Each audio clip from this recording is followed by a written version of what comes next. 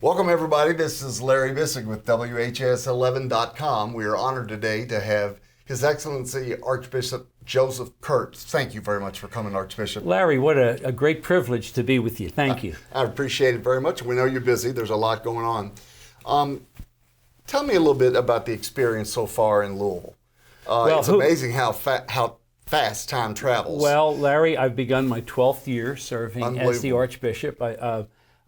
It's easy to tell good news. I've loved being in Louisville. When I first came, I saw one of those vanity plates that's on the front of a car, and it said, "I wasn't born in Louisville, but I got here as fast as I could." and really, I thought, wow, now that's a nice thing to have on a car. I have found it to be a delight. Remember, the Archdiocese is 24 counties. I have to keep reminding everybody, including myself, of that. So we stretch from the Ohio River all the way down to the Tennessee border. 24 wonderful counties, and it's really been a joy. The first Archdiocese in America, is that correct? Well, you know what? I would love to say that, but I know you want to hear the truth. It actually was the first westward diocese, because when Baltimore became an archdiocese, 1808, 4 dioceses were formed: Boston, New York, Philadelphia, and Bardstown. Interesting. And here's the thing, Larry, whether you say it in English or in Latin, B-A-R-D is always first in that. Is that right? Yes, so we were the first of the dioceses in the province of Baltimore. Tell me about your, we were able to get you from Knoxville, Tennessee. And tell me about some of the subtleties between Louisville and Knoxville. And are there many differences? And if they are, what are they? Yeah, there's uniqueness. You know, the church is the church and people are people. So that part is the same. But I, as you know, I came from Pennsylvania, and in '99, I was appointed bishop in Knoxville without a lot of foreknowledge. And so I had a lot to learn.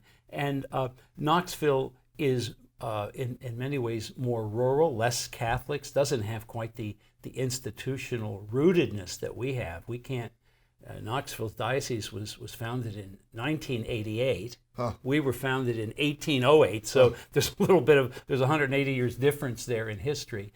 But I would say there's a uniqueness in both. I hope people in East Tennessee who are listening to this don't think I'm saying anything negative about those 8 years. They were wonderful. Knoxville, Chattanooga, Johnson City, Kingsport, these were all unique areas. The Smoky Mountains, the Cumberland Plateau. You come to central Kentucky, and you have the life along the Ohio. You have the great history within the city of Louisville. We have the city of Bardstown, where our first diocese was. So you're talking about rootedness that goes back to the 1700s. And I'm talking now not just about the life of the city, but the life of the Catholic Church. So there's great, great history. You know, it's a big thing, something you'll be appreciating: the loyalty to the high school you go to. Yes. My gosh, here in Louisville, I think it was wonderful. I was installed as the Archbishop in August of 2007. Well, that next month, guess what? I went to the St. X Trinity football game, 35,000 people, and I'm thinking, where am I? You know, this is amazing. Yeah. So it's been really a great 11 years. You grew up in Pennsylvania. I did. One of 5 children. I was. Tell me about your family a little sure. bit. Polish immigration? Well, my dad's roots are Slovak. My mom's Polish, so you're right on that. Came from a little coal town. It was after the coal boom, so there wasn't too many people who weren't poor, but we didn't know it. But we just knew that we lived in a very family-oriented little town. We had about 5,000 people in Mahanoy City, and many churches, many Catholic churches, very ethnic, driven. And my family, mom and dad. My dad was a coal miner. My mom a homemaker, and 3 sisters. 1, 2, 3, and then my brother Georgie was born, who had Down syndrome, and I guess I better admit it, I was the baby. So there was a gap between me and the other sisters. So by the time I reached school, my 3 sisters were married. They were out of the home. So growing up, it was very much my brother George and myself. So there was a great bond with my whole family, but especially my mom and dad and my brother George. Beautiful. Yeah. I want to get to some political questions. Sure. You have a master's in social services. Social work, yes. Social work. What is your position on the immigration movement, particularly the caravan of individuals that are pursuing the Mexican border as we speak? Yeah, well, let me begin by saying that I very much identify with the position that our Bishops' Conference takes. In fact, I've been very much involved. As you know, I was the president of our Bishops' Conference. So I'm very much in sync with that conference. Now, here's what we say. We say, number one, we need welfare. We need immigration reform. We need laws that allow people to come in legally. We need opportunities to recognize the need in our country for the richness of immigrants. My family came as immigrants, obviously, so we all know that. We need laws, so we're respecters of laws, but we always see the person first. So we begin with the dignity of people. And so you'll notice that with the Bishops' Conference, when we take positions looking first at the dignity of that person. Of course we want just laws, and we want people to abide by laws, but we want especially to be able to not neglect the person. So that's why, for example, when there was a great controversy about separating children from their families. Yes. Well, we were very strong in saying, no, when you treat someone with dignity, you don't separate and break up families, etc. So that would be, I guess, the way we have it. We're not. Our first job is not to be political and to take party sides on things, but rather to in a sense, say the person first, and I think we try to back that up with our Catholic Charities throughout the United States and here in Louisville especially. We've been very, very good in saying we're not just going to call for a position, but we're going to try to help people, in a sense, embrace their dignity. The refugees who have come in to the Louisville area, high percentage, in the 90% now of people who came in have a job or contributing to our society. We got to tell those stories and not what I would call the polarization that I think is pretty much dominating our country right now. It's a political issue. The New York media had referred to you at one point as the smiling conservative, who wasn't hesitant to contact politicians who went astray from the teachings or the position of the Vatican. Have you called out a politician before? Have you ever picked up the phone and called John Yarmouth? Do you mean that I'm going to be talking about publicly? Yes. Sure. Yeah. No, I probably am not going to get into public conversations that I would have. When there is an issue that we need to advocate for, I will try to find my ways to advocate. I'm not a politician. I'm not even someone who is a political advocate. But I recognize that the role of the church is also to have, besides leading us to heaven, is to build a community that is humane and that is filled with dignity. And so if there are issues that I think are important, sure, I'll talk to politicians, and I have. It's always by way of invitation.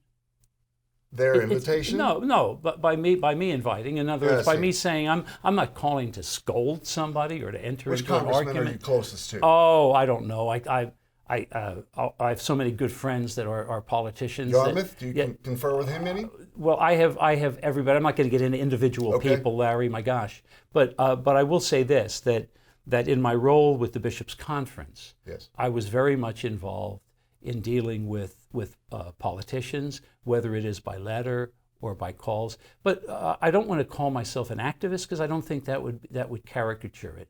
I do try to lead our people, though, to make sure that they're making informed and well thought through decisions when they're voting. And I'm not going to get into the issue of what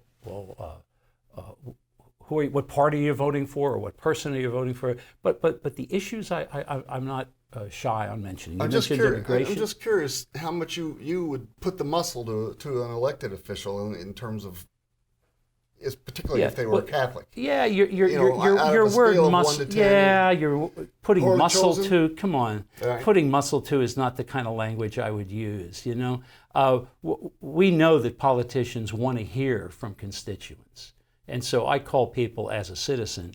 I'm not going to get into talking about putting muscle to things. I'm talking about making a case for things. I think in our own society now, it's a question not so much of trying to exert power. It's a question of rationally looking at issues, at looking at what is the common good. And I think we're in a polarized situation often because it's precisely this notion of, well, who's going to shout down the other person? I'm not going to go down that path. I'm always going to take a look at the dignity of that human person, whatever the issue might be. And I'm going to be guided very strongly, of course, by our church teachings. But when it comes to human dignity, these are not teachings that, like belief in the real presence of, or belief in baptism. No, these are teachings that have to do with the dignity of the person for all people. So I think there is a place in the public square for voices of faith, and I'll try to find the most effective ways to do that. And I hope I can be an example for others with that. You seem very communicative in that respect. Well, thanks, Larry. Pope Francis, did you know the Pope before he was the Pope? I did not. Did I know Pope Francis when he was in Argentina? Yes. I did not. I guess I just don't know a lot of people. But I mean, he was obviously, by the cardinals, very well known. I've had the privilege of meeting St. John Paul II, Pope Benedict, and now Pope Francis. And of course, I got to know Pope Francis because in my role as the president, and before that vice president, I would meet once a year with our Holy Father. And then when he came to the United States, anything that was of a more civic nature, the president of the Bishops' Conference was the primary host. So I had the opportunity to be with our Holy Father, to actually to go on the plane from Washington to New York. And that was Shea Stadium? No, wait a minute. In New York? No, it wasn't Shea Stadium. You're gonna make me have to think now about that. We can move forward, but as a premise, you support the Pope, and you all are lined up in terms of doctrine, and that is the leader our Holy. Of course, I support our Holy Father, and we both seek to follow Jesus Christ. I mean, we're that's really the I started, I think, by saying that the church does not belong to one person; it belongs to Jesus Christ, and so we're being faithful to Christ in that. And I've been engaged. Thank God, I had the opportunity to be engaged in synods and whatnot within the church. Yeah. How strong is the Catholic Church in Louisville right now? Well, how strong is faith in general? I'd have to say that we're in an age in which people, for a variety of reasons, are some way turning away from the practice of their faith. Why is that?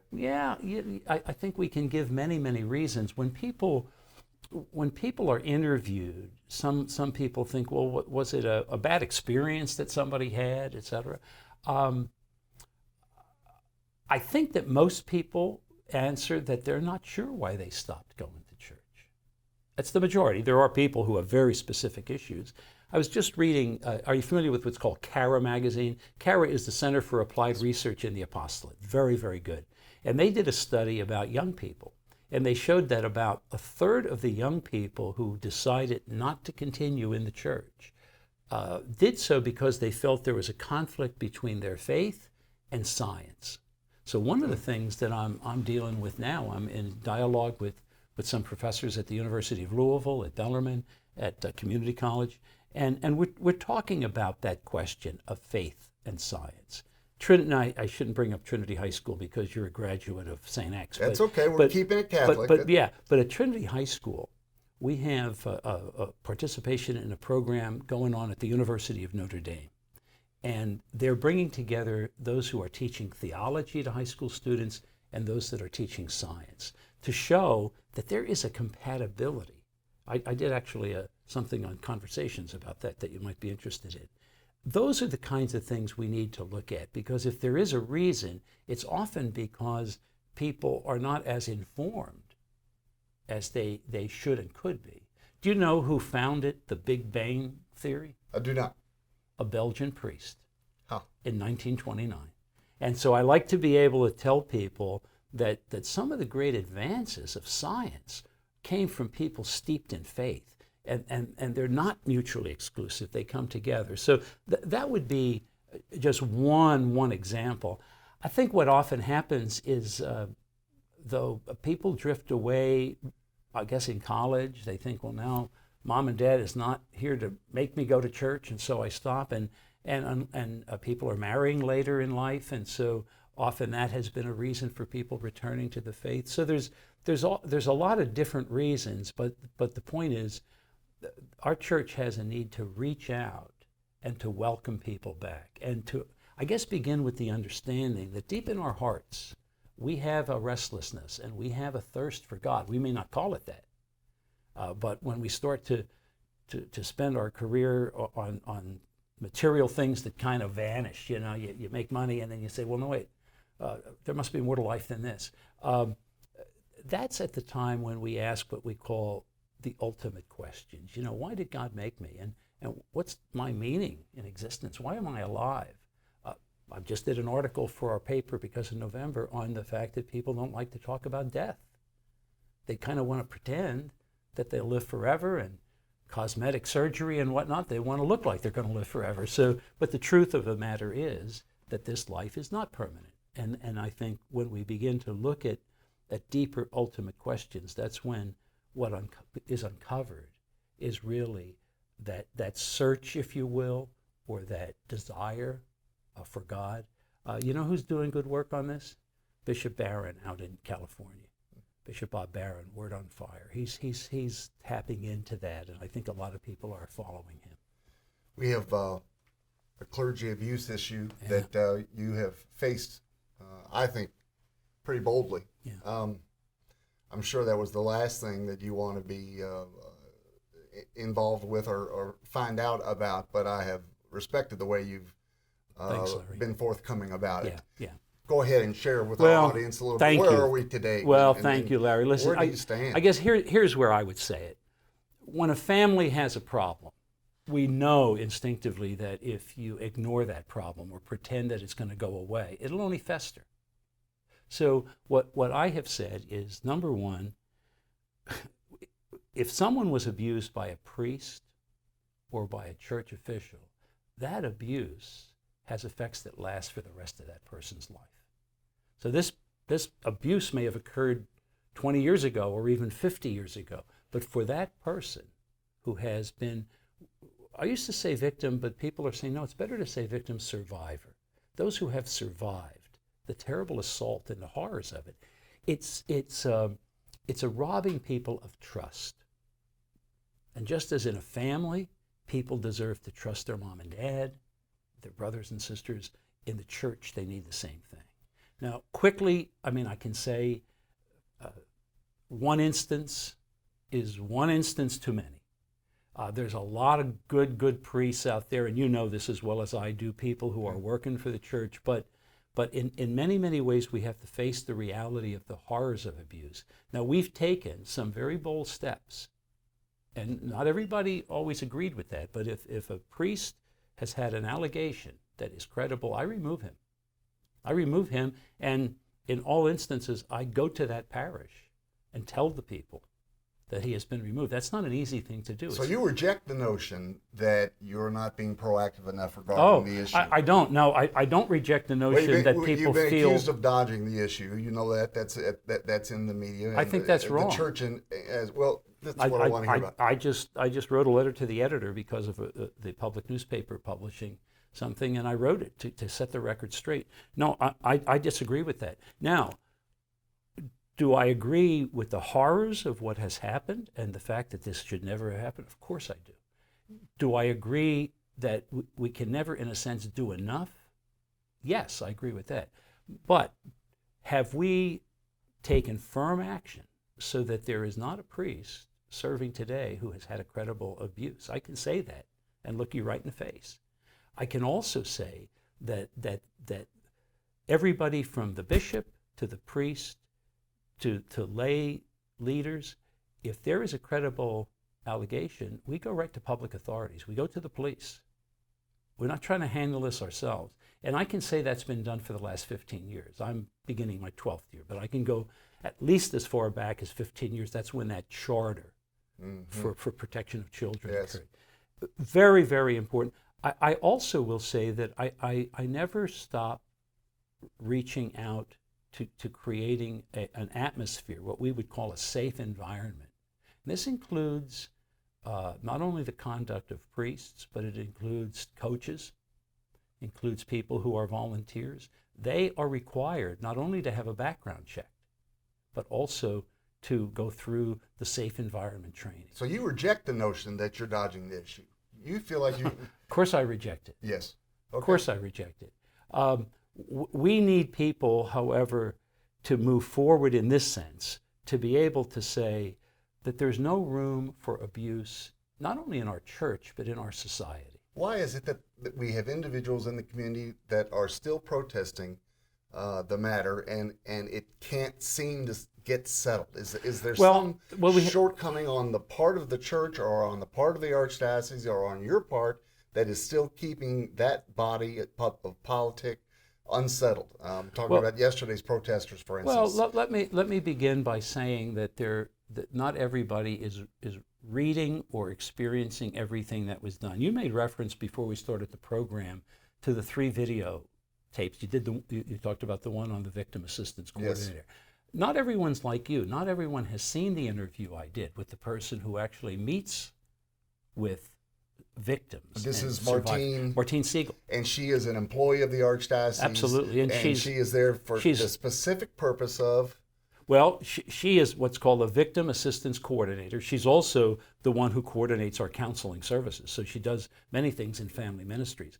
But she is usually the first person who will reach out to someone who has reported or experienced abuse, besides, of course, public authorities. We go right to public authorities. But I would also say that part of the issue is also the dialogue. And this is true in many issues. Violence in our society and so many issues, we're not talking to one another. And I without getting into the names of the people, I had a very good first meeting with someone who has publicly been involved in protesting. And to his credit, it was a good meeting. He's written back to me. I wrote back again. We're having a second meeting. And I think in many cases from that, I hope we can agree on everything. But I hope at least whatever is done is not a protesting because of a lack of information. Yes, I understand. You've seen the videos. I did 3 videos on one on the general topic, one on what you just mentioned, the victim assistance coordinator, and then we have a largely lay review board of lay professionals. A retired judge from Bullitt County has been the chair of that group for the last 15 years. They review the instances of allegations, and they're the ones who advise me. So it's not that I have some special knowledge of what's going on. And John Lawn actually is the 3rd person I interviewed, and that's a video. I should give a plug for Conversations with Archbishop Kurtz. Please do. They can view that on the US, YouTube. Right at YouTube, or they can come right to the Archdiocesan website, archlou.org, and to see the videos. We included something very important too, Larry, with the public report that we gave just 2 weeks ago. We had a list of what we call frequently asked questions, and I know you're familiar with that. We deliberately said we're going to put those also on the website because there's going to be other questions. Or there may be questions that people say, well, okay, you answered that, but you didn't quite answer it. Here's another question. We'd like to keep that dialogue open because I want people to be proud of the efforts being made to protect children and youth within our society and certainly within our church and our schools. As a result of some information out of Pennsylvania, ironically, there's now discussion in the Attorney General's office regarding an investigation into the Archdiocese. Are you aware of that? And if you are you? Do you think that's a healthy thing? For that type of I think you're referring to the district. The Attorney General has I think brought forward a piece of legislation that will probably be considered next year. Here's my response. And it's not only my response, it's the response of all 4 dioceses in the Commonwealth. Number one, we have always cooperated with legal requirements. So if there's a legal requirement, you can be sure we're going to cooperate with it. Secondly, we have to look at the particular pieces of legislation to make sure that the piece of legislation is seeking to does accomplish what it seeks to do. That it needs to be constitutional, that it needs to look at of course, at church issues, but it also needs to look within our society at issues of making sure that we have a society that is safe, and a church and schools that are safe. But we want the help of others. So obviously, part of the reason for being on your program is precisely to be able to say to people that I stand by the steps that have been taken. They're not perfect. We're going to, of course, always improve them. But I have taken a firm approach, and we've also whenever an allegation has occurred, whether it was something that happened 40 years ago or not, I take a very solid approach to that. And secondly, we insist that anyone who's going to work for the church, whether it's an ordained priest or a coach or a volunteer, that they have the proper training, and people have a hotline to call to say, well, I'm suspicious about this, we'll follow up on it. That's it. What more can we say, Larry? I don't think you're dodging the issue. I think it's an information, but it is, well, the Courage, it's a lead story in the Courage Journal today online, and it's just... I hope they'll print my letter to the editor. Well, I suspect that they will. I just sent it today. Let's go back, if we can, to the immigration issue. Sure. The Archdiocese is arguably the most generous supporter of immigration in Jefferson County in several different facets. Is that where we want to be? Sure. Okay.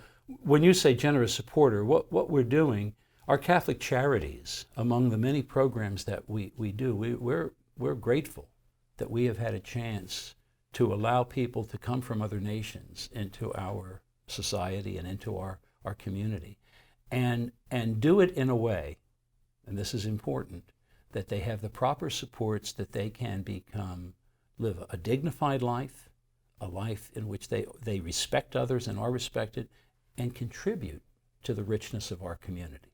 I think that's something that has been very much a mark of our Catholic Charities. And you and I didn't say this, but when I was a priest before becoming a bishop, 24 years, I was director of Catholic Charities. That was my work. You said I got a degree in social work. So that's in my DNA, I guess. I don't know exactly how to say it. So I'm very, very interested. Any social service program, whether it's helping a family, whether it's helping a child about to be born, someone at the end of their life, that has to be done well. We can't do it in a shoddy way. And I think I'm proud that Catholic Charities has a good reputation and well-deserved within the community and within the Archdiocese. Interesting. Let's go back to the Catholic education issue, the high school issue. Sure. Tuition is projected at some of the Catholic schools to be in the neighborhood of $14,000 a year within the next 5 years. Is it possible that the Catholic education system could price itself out of the market? And I'm sure that's what the Catholic Education Foundation is all about. Sure is. But is there a danger of becoming elitist when we're talking about that kind of a level of tuition at the high school level? Well, let's not just talk about high school. Let's talk about grade school and high school, because most families have more than one child, and often a child's in grade school or elementary school as well as high school. I think one of our highest priorities in the last 10 years, and actually I must say I can go back to Archbishop Kelly when he began the campaign in the mid-90s that established the Catholic Education Foundation. Led by Rosemary Smith at Absolutely, that time. Absolutely. Bisig Smith. Thank you. And you're welcome. And the efforts that we've made are precisely to ensure as much as possible that it's not simply those who can afford who will benefit by a Catholic education. We've got Rich Lecklider leading that effort. We do, and Rich would be the first to say that one of the things we've done is bring together a whole group. I don't know if you know this, Larry, we're in our 4th year now that we went to every parish in the Archdiocese, 110 parishes. These are parishes that are along the Tennessee border that don't have access to a Catholic school. And we said, would you support a child?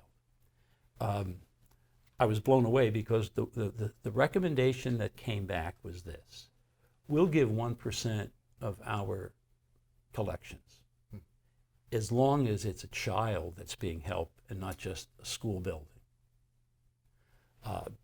We did that for 3 years. I went back to our priest council and I said, we need to continue this. Do we have the support of your people?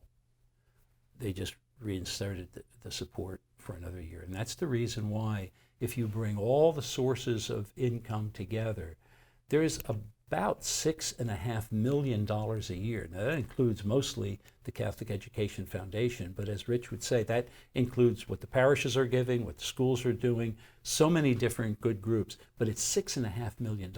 That's doubled in the last 4 years. Right. Now, is it enough? Well, no, it's not going to be enough. We have to keep doing more. I'm not shy in saying that I believe in the Commonwealth of Kentucky, a business tax credit is in the best interest of our Commonwealth. You were talking about politics earlier.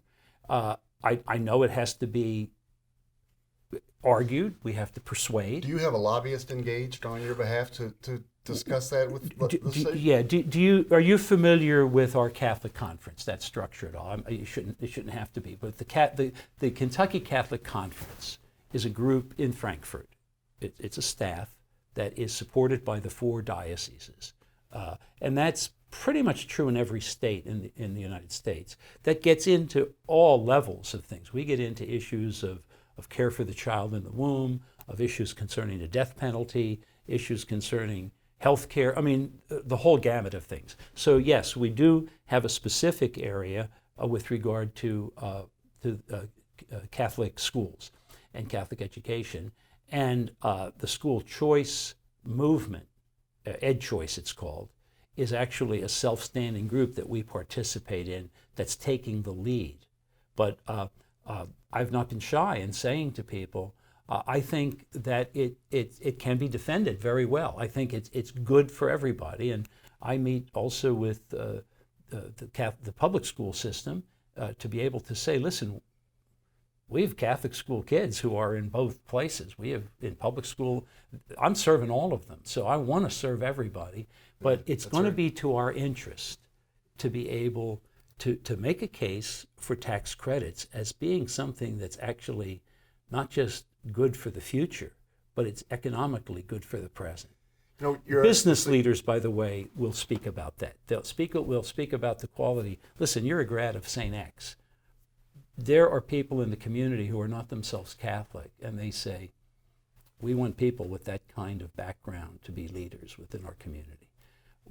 We need all kinds of leadership to contribute to our community, but I do believe that there's a case that can be made for different reasonable ways to provide support that those families choosing Catholic school will always sacrifice. But we can't do it in such a way that it's going to knock them out of the park. So you're right. The high schools, back to that issue, take the position that they will never not admit a young person on the basis of need. Is that true? Is that water? Yeah, I think it is true. I think it is true. It's risky because you know that the teachers need to be paid, and but there's been we don't tell enough the story of generosity that's going on within our community. And I'm talking about every family sacrificing. There are families who say, well, I'd love to have a boat, but I'd rather have my child have a Catholic education. Perhaps someday I'll have both, they'll say, Yes. But the point is, it is sacrificial. It's choice that people make every day in their own lives. We have people within both groups. You've been to our salute. You've been to the salute to the game. Sure. So you know the kind of sponsorships that we have. Record numbers of people who are saying, no, I want to be part of that. So we have a growing number. $6.5 million every year. I'm not talking about raising that 1 year. I'm saying every year to try to do that is a major commitment, and that takes the commitment of all the people of our community. Yes. You made the point earlier as we were discussing fees and so forth that we do have thousands of young people in the public school system that are part of the Catholic Church. Are you concerned about the public school system? Sure. And how do you exercise that concern? You know, I've met, of course, with Marty Polio. I met, Is that right? Oh, sure. I met before that with Donna Hargens.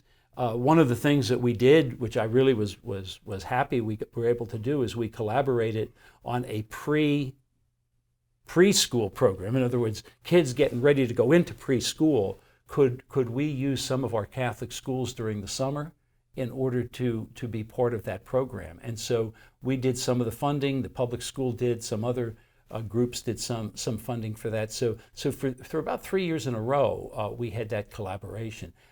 I would welcome the ability to collaborate, because I think if we say the child first, give a kid a break. If we say that, that means that's true for everybody.